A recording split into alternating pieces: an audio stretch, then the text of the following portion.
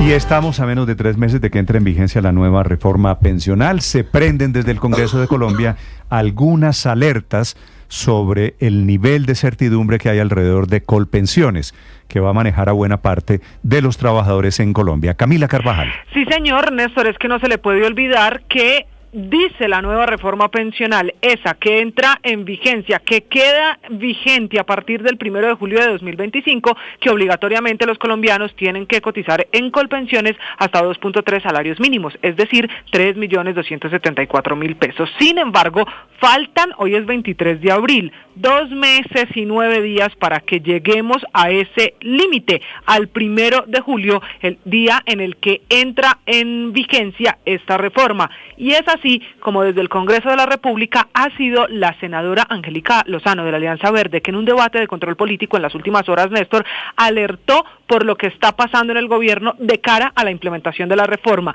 Para ella, lo más grave es que el gobierno no va a cumplir la promesa de poder implementar esta reforma y que no está lista Colpensiones para recibir las millones de historias pensionales de esos colombianos que por la decisión de la reforma tendrán que tener al menos hasta 2.3 salarios mínimos cotizados obligatoriamente. Lo que ha dicho en esta denuncia la senadora Angélica Lozano es que hay atrasos, pero también vacíos de cara a la implementación, que de 7 decretos esenciales para que se pueda implementar la reforma pensional que afecta al final a todos los colombianos, solo 2 han sido formalizados y por eso el retraso es de 4 meses en el cronograma. A esa advertencia que hacen en el Congreso de la República respondió desde el mismo Congreso Jaime Duzán, el presidente de Colpensiones. Dice que no, que tranquilos, que en el gobierno todo está listo y que Colpensiones sí está con la capacidad al día para recibir esas millones de historias pensionales. Esto dijo. No tenemos preocupaciones de fondo. Los decretos vienen de camino. Al 1 de mayo espero que en la punta de la espada de Bolívar que va a utilizar el presidente de la República, con ella no va a firmar los decretos, pero ya los anunciará en la Plaza de Bolívar. Ahí estarán para los trabajadores y trabajadoras de Colombia. Y Néstor, entonces, lo que confirma, así como lo dice Duzán, también el ministro de Trabajo, Antonio Sanguino, es que el próximo 1 de mayo, ese día del trabajo, el día de las marchas, no solo veremos al presidente Petro con la espada de Bolívar yendo al Congreso a dejar las preguntas de la consulta popular. También anuncia el presidente de Colpensiones que el 1 de mayo será el día en el que se emitan esos decretos claves, esos que advertía la senadora están retrasados para la implementación de la reforma pensional, que le insisto, es una reforma que afecta a todos los colombianos. Camila, gracias. Senadora Angélica Lozano, buenos días. Buenos días, Néstor. Sí, ¿por qué cree usted que en este tema de la reforma pensional no van a cumplir la promesa? Estamos hablando del cambio, el gran cambio en el sistema pensional y estamos ya a menos de 3 meses, senadora.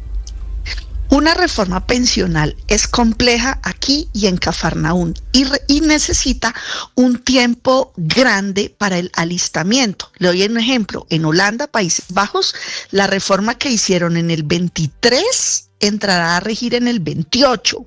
Se toman 5 años para el alistamiento. En Chile, Boric aprobó una reforma pensional y necesita casi 3 años. ¿Y qué hicimos aquí? A la brava impusieron una vigencia de 1 año, el 1 de julio, en 67 días. Lo que Holanda necesita 5 años, pues difícilmente Colombia lo puede hacer en 1 año.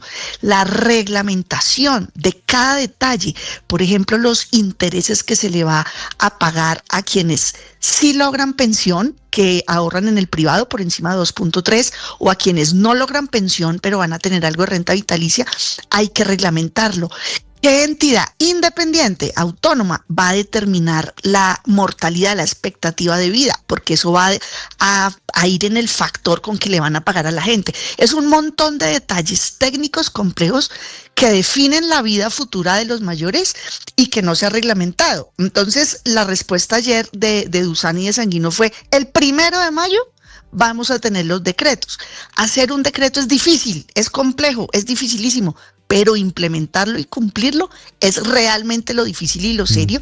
Y a estas alturas, a 67 días, estamos a ciegas. El Banco de la República no tiene las reglas para hacer la tarea de escoger a los 4 independientes, que sean independientes y no como el presidente quiere manosearlos como a las de la Junta.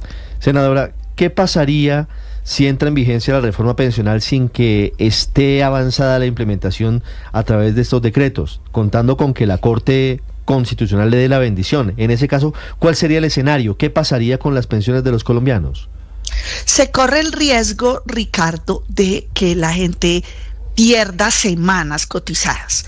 La Corte Constitucional en el 2013, 20 años después de la vigencia de la Ley 100, declaró el estado de cosas inconstitucional porque a miles de colombianos se les perdieron semanas y resulta que de 5, 10, 80 o 200 semanas hace la diferencia entre sí tener o no tener pensión y el derecho. Entonces, la consolidación de la información, que sean interoperables las bases de datos de los privados con la de Colpensiones, que el 1 de julio o el 2 de julio sus oyentes o ustedes puedan entrar a una página de internet y ver: ah, sí, aquí ya me consolidaron, ya me unificaron mis semanas, aquí están.